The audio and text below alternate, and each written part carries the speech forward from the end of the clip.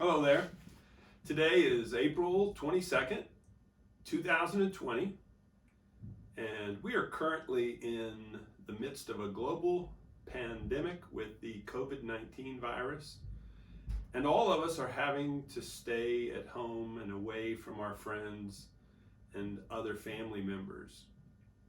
So I thought that one of the things I could do during this time, even though we can't be together, is to read to you. I grew up in a home where my father read to me and my siblings every night. We read different stories of missionaries. We read the Bible together every night. And frequently my dad would read different stories to us. And one of my favorite from growing up was a series of books called The Chronicles of Narnia. Now, some of you may have already read The Chronicles of Narnia. It's a set of 7 books, and these stories were written before I was born. The author C.S. Lewis wrote the first book, The Lion, the Witch, and the Wardrobe, in 1950, 11 years before I was born. So as I read these books to you, there may be some words that are different because it's set in England and the language has changed some, but also the context and the history immediately following the Second World War is one that you may not know very much about. But those things aren't important for your enjoyment of these stories. I'm going to begin with The Lion, the Witch, and the Wardrobe. Now, there are 7 books in the Chronicles of Narnia. I'm going to read from this big volume that we've had here in our house for quite some time now. And in this book, the stories are in a different order. In the chronology of the Chronicles of Narnia, there is another book that tells the story before The Lion, the Witch, and the Wardrobe. But that was not the order that the books were written in. And so I wanted to read them for you in the same order that I first heard them, in the same order that they were written. And maybe one day you can read them again and read them in the chronological order, beginning with the story of the magician's nephew. I had these books read to me as a child. I read them myself when I was growing up. I got to read them aloud to my children when they were growing up. So I'm hopeful that some of my grandkids may be listening to this, some of the kids from our church at Abbott, or maybe even some of the grown-ups. But whoever you are listening today, I hope that you enjoy the reading of the Chronicles of Narnia. And we'll begin with The Lion, the Witch, and the Wardrobe.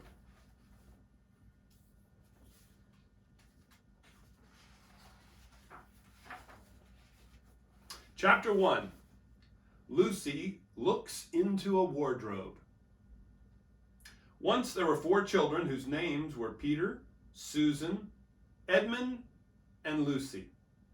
This story is about something that happened to them when they were sent away from London during the war because of the air raids.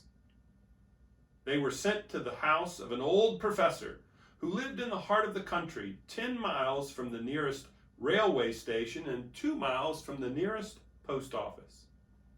He had no wife, and he lived in a very large house with a housekeeper called Mrs. Macready and 3 servants.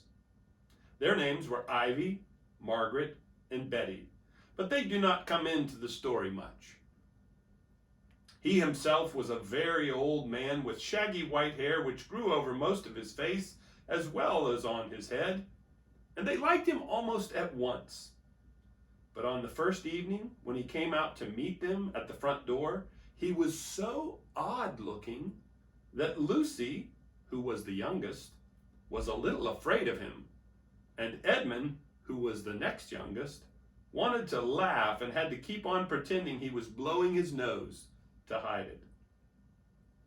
As soon as they had said good night to the professor and gone upstairs on the first night, The boys came into the girls' room and they all talked it over. "We've fallen on our feet, and no mistake," said Peter. "This is going to be perfectly splendid. That old chap will let us do anything we like." "I think he's an old dear," said Susan. "Oh, come off it," said Edmund, who was tired and pretending not to be tired, which always made him bad-tempered. "Don't go on talking like that." "Like what?" said Susan. "And anyway, it's time you were in bed." "Trying to talk like mother," said Edmund. "And who are you to say when I'm to go to bed? Go to bed yourself." "Hadn't we all better go to bed?" said Lucy. "There's sure to be a row if we're heard talking here." "No, there won't," said Peter.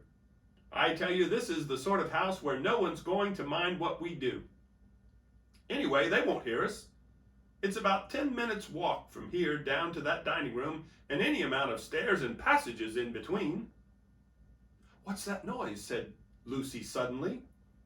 It was a far larger house than she had ever been in before, and the thought of all those long passages and rows of doors leading to empty rooms was beginning to make her feel a little creepy. "It's only a bird, silly," said Edmund. "It's an owl," said Peter. "This is going to be a wonderful place for birds. I shall go to bed now. I say, let's go and explore tomorrow. You might find anything in a place like this. Did you see those mountains as we came along? And the woods? There might be eagles. There might be stags. There'll be hawks." "Badgers," said Lucy. "Foxes," said Edmund. "Rabbits," said Susan. But when the next morning came, there was a steady rain falling, so thick that when you looked out of the window, you could see neither the mountains nor the woods, nor even the stream in the garden. "Of course it would be raining," said Edmund. They had just finished their breakfast with the professor and were upstairs in the room he had set apart for them. A long, low room with 2 windows looking out in one direction and 2 in another. "Do stop grumbling, Ed," said Susan. 10 to 1 it'll clear up in an hour or so. And in the meantime, we're pretty well off. There's a wireless and lots of books." "Not for me," said Peter. "I'm going to explore in the house." Everyone agreed to this, and that was how the adventures began. It was the sort of house that you never seemed to come to the end of, and it was full of unexpected places. The first few doors they tried led only into spare bedrooms, as everyone had expected that they would. But soon they came to a very long room full of pictures, and there they found a suit of armor, and after that was a room all hung with green, with a harp in one corner. And then came 3 steps down and 5 steps up, and then a kind of little upstairs hall and a door that led out onto a balcony, and then a whole series of rooms that led into each other and were lined with books, most of them very old books, and some bigger than a Bible in a church. And shortly after that, they looked into a room that was quite empty, except for one big wardrobe, the sort that has a looking glass in the door. There was nothing else in the room at all except a dead blue bottle on the windowsill. "Nothing there," said Peter, and they all trooped out again, all except Lucy. She stayed behind because she thought it would be worthwhile trying the door of the wardrobe, even though she felt almost sure that it would be locked. To her surprise, it opened quite easily, and 2 mothballs dropped out. Looking into the inside, she saw several coats hanging up, mostly long fur coats. There was nothing Lucy liked so much as the smell and feel of fur. She immediately stepped into the wardrobe and got in among the coats and rubbed her face against them, leaving the door open, of course, because she knew that it is very foolish to shut oneself into any wardrobe. Soon she went further in and found that there was a second row of coats hanging up behind the first one. It was almost quite dark dark in there, and she kept her arms stretched out in front of her so as to not bump her face into the back of the wardrobe. She took a step further in, then 2 or 3 steps, always expecting to feel woodwork against the tip of her fingers. But she could not feel it. This must be a simply enormous wardrobe, thought Lucy, going still further in and pushing the soft folds of the coats aside to make room for her.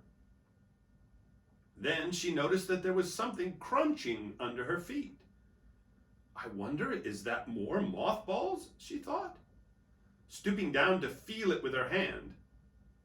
But instead of feeling the hard, smooth wood of the floor of the wardrobe, she felt something soft and powdery and extremely cold.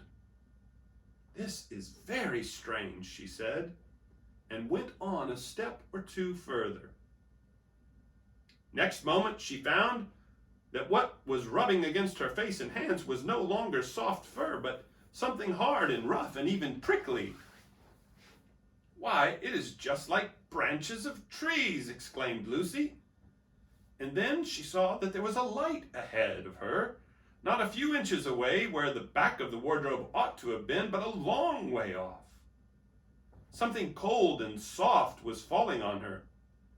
A moment later, she found that she was standing in the middle of a wood at nighttime, with snow under her feet and snowflakes falling through the air. Lucy felt a little frightened, but she felt very inquisitive and excited as well. She looked back over her shoulder, and there, between the dark tree trunks, she could still see the open doorway of the wardrobe and even catch a glimpse of the empty room from which she had set out. She had, of course, left the door open, for she knew that it is a very silly thing to shut oneself into a wardrobe. It seemed to be still daylight there. I can always get back if anything goes wrong, thought Lucy. She began to walk forward, crunch, crunch over the snow and through the wood toward the other light.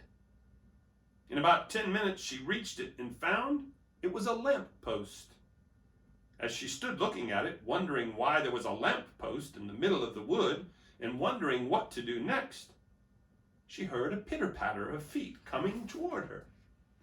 And soon after that, a very strange person stepped out from among the trees into the light of the lamppost.